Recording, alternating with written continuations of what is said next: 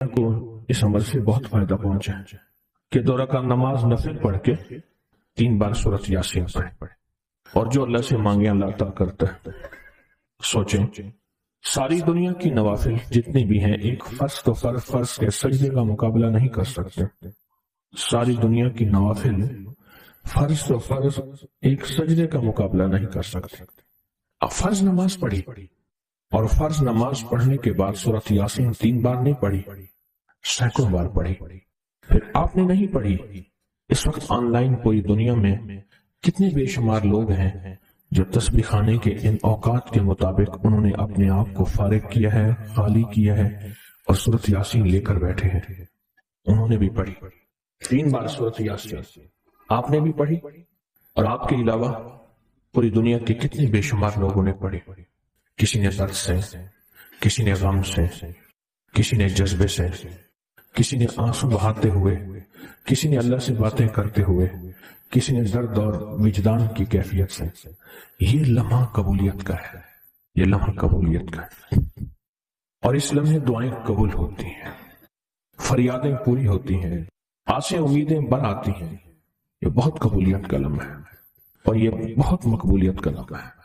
جس عمل کی بات سورۃ یاسین پڑھی جائے، انفرادی پڑھنے سے 3 بار تو فائدہ ہوتا ہے۔ جس کو بھی میں نے یہ عمل بتایا، اس کو بہت فائدہ ہوا، اس کو بہت نفع ہوا۔ سوچیں، اجتماعی بیٹھ کے جب پڑھیں گے اس میں کتنا فائدہ ہوگا، اور اس فائدے پہ یقین ہو کہ جو کچھ ہوا ہے یہ فائدہ 100% ہے، اس میں کوئی شک نہیں ہے۔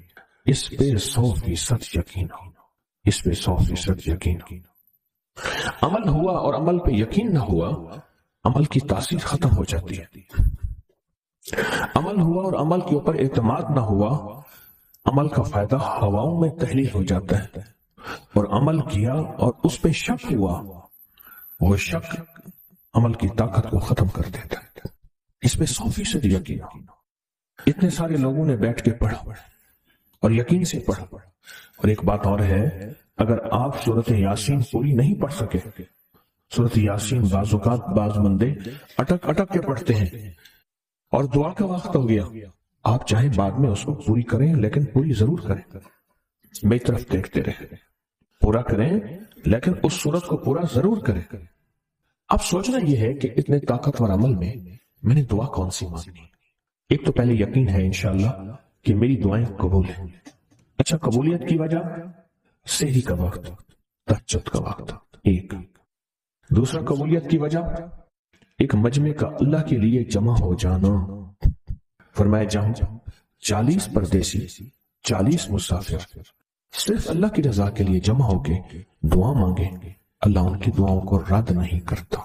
آپ میں سے تو 90% مجمع تو پردیسیوں کا ہے، 90% مجمع۔ اور قبولیت کی تیسری وجہ یہ ہے کہ آپ نے فرض نماز پڑھی اور فرمایا فرض نماز کے بعد دعائیں قبول ہوتی ہیں، فرض نماز کے بعد دعائیں قبول ہوتی ہیں۔ اب قبولیت کی پہلی وجہ کیا ہے؟ سحری کا وقت، سحری کا وقت، فجر سے پہلے کا وقت دعائیں قبول ہوتی ہیں۔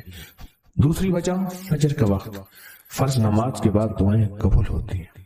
اور تیسری وجہ مسافروں کا مجمع، اور چوتھی وجہ رمضان کے اللہ جل شانہ نے فرشتوں کو حکم فرمایا، فرشتوں ساری عبادات چھوڑ دو اور میرے روزے داروں کی دعاؤں پہ آمین کہو۔ ساری عبادات چھوڑ دو اور میرے روزے داروں کی دعاؤں پہ آمین کہو۔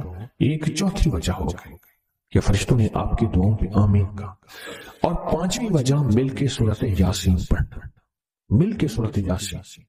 فرمایا سورۃ یاسین ہر تنگی سے نکالتی ہے، ہر مشکل سے نکالتی ہے، ہر ناکامی کا علاج ہے، ہر پریشانی کا علاج ہے، اور ہر ناممکن کا علاج ہے۔